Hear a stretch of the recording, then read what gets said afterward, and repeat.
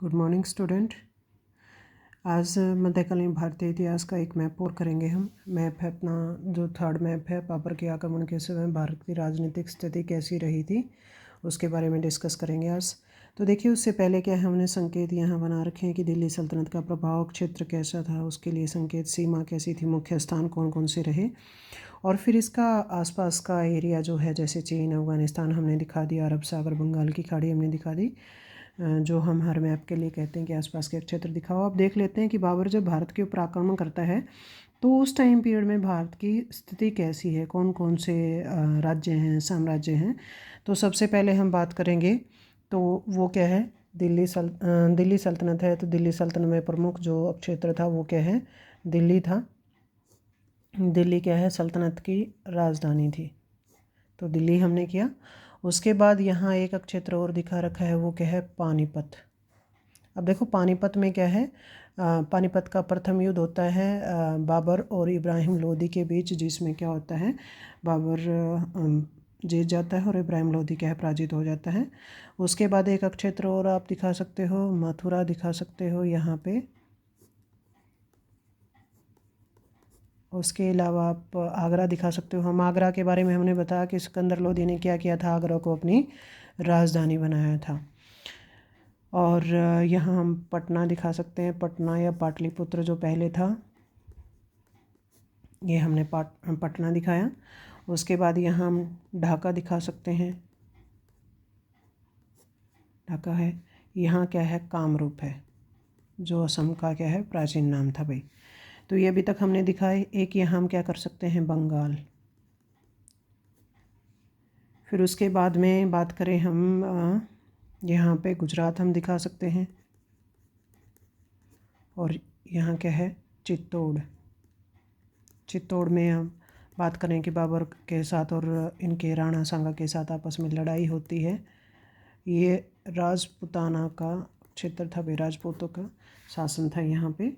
उसके बाद हमने पिछले दो मैप जो हुए हैं उसमें भी दिखाया है, मालवा जो है, ये मालवा है, मध्य प्रदेश में जो क्षेत्र पड़ता है। उसके बाद यहाँ हम एक क्षेत्र दिखा सकते हैं, ये उड़ीसा है। ये यहाँ पे गोंडवाना दिखा सकते हैं।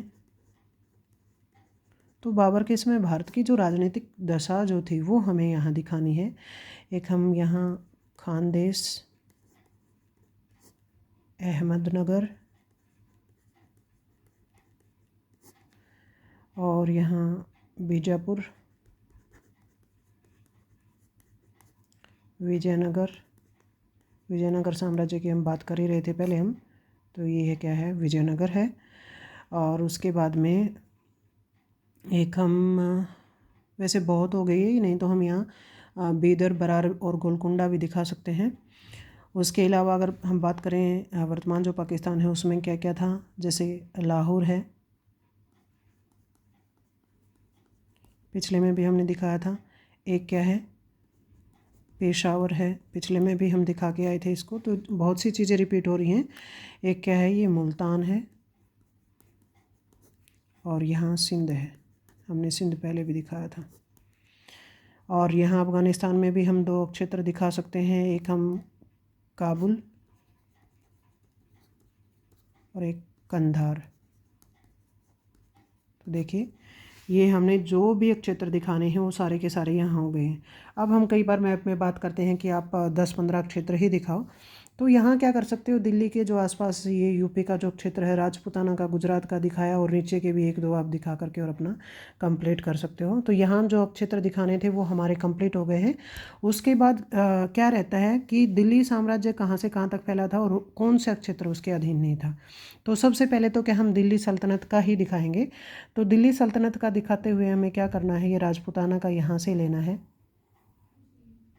और राजपूताना का ऐसे करते हुए जाएंगे, और राजपूताना का ये हमारा क्या है, यहाँ क्षेत्र अलग से हम दिखा देंगे राजपूताना का।